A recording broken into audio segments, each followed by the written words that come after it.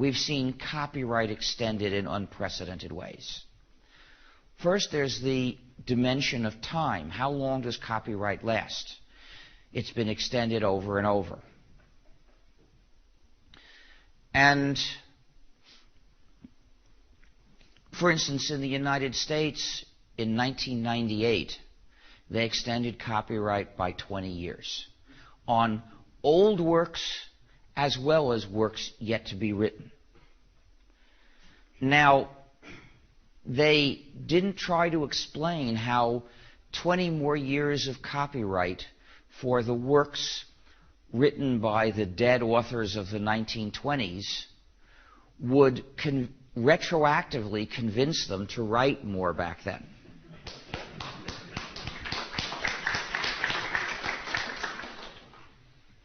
Now, you could imagine that the authors of today, knowing that copyright has just been extended for 20 more years of their grandchildren's or great-grandchildren's lives, might do more writing. But any business that wants to claim that it needed 95-year copyright instead of 75 has to justify that claim by showing its projected balance sheets for 75 years in the future. Of course, there's no business in the world that looks that far ahead. We know the real reason for that law. The reason was that the copyright on the movie Steamboat Willie, in which Mickey Mouse first appeared as a character, was going to expire. And Disney didn't want that to happen. So Disney paid for, and others, of course, paid for a law to extend the copyright by 20 more years. The movie companies in the U.S. say they want perpetual copyright, but the U.S. Constitution won't let them get that. So they came up with a scheme to get the same result, which is perpetual copyright on the installment plan. Here's how it works. Every 20 years, they will extend copyright by 20 more years, if they can. We failed to stop them in 1998. In another 11 years or so, we're going to have to fight them again. Maybe that time we'll be able to stop them. But democracy is pretty sick nowadays. It's not going to be easy for the people to prevail over wealthy, powerful companies. So that's one dimension of copyright law, how long copyright lasts. Much too long. The other dimension that has been extended is what copyright covers. See, in the past, copyright was never supposed to cover all the uses of a copyrighted work. The uses covered by copyright were an exception within a broader space of unregulated uses. But in recent decades, the copyright-owning businesses have been pushing that, trying to grab total power. They want a world in which they do control all use of a published copyrighted work. And they first achieved that in the United States in 1998 with the passage of the Digital Millennium Copyright Act, a law that authorized publishers to write their own copyright rules by implementing them in code. What that law said was that if the work was published encrypted, such that only certain authorized players could access it, in other words, if the work carried digital restrictions management, DRM, then anything that enabled the public to escape from these restrictions was forbidden, censored. and thus it became illegal in the U.S.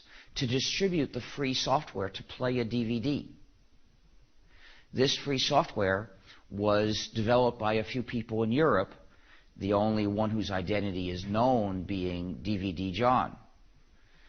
And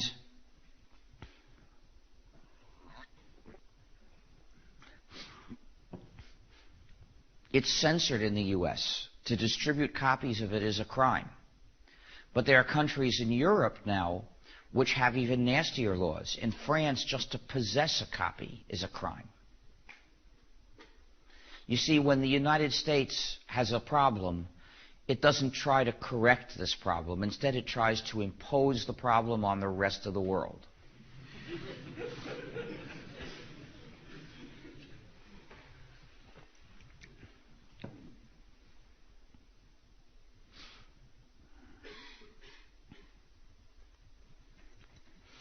So,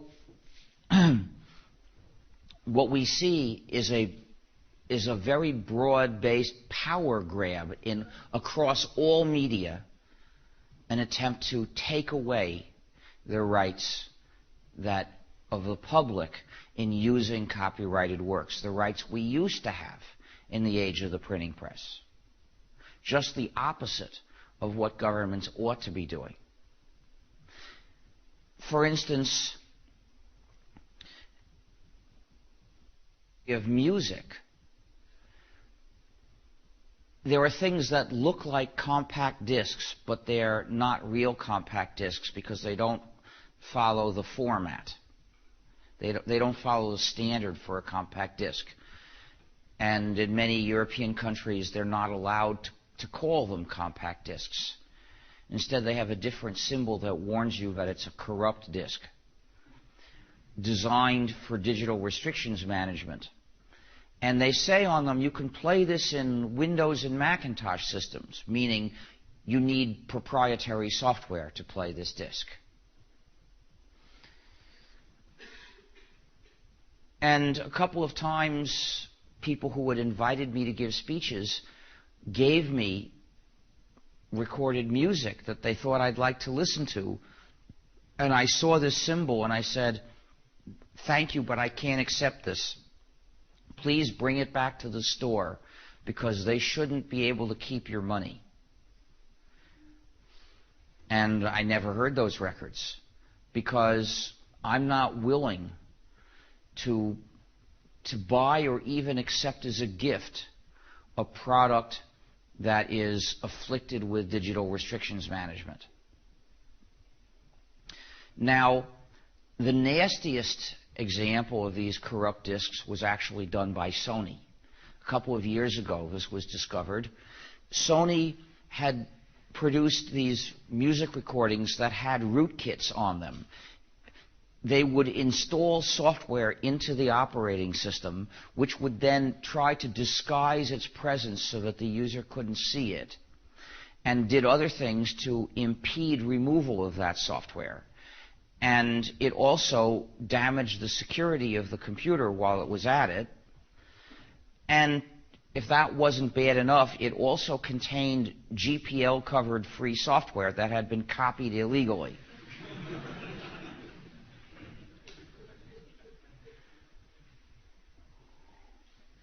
So, in addition to setting out just to restrict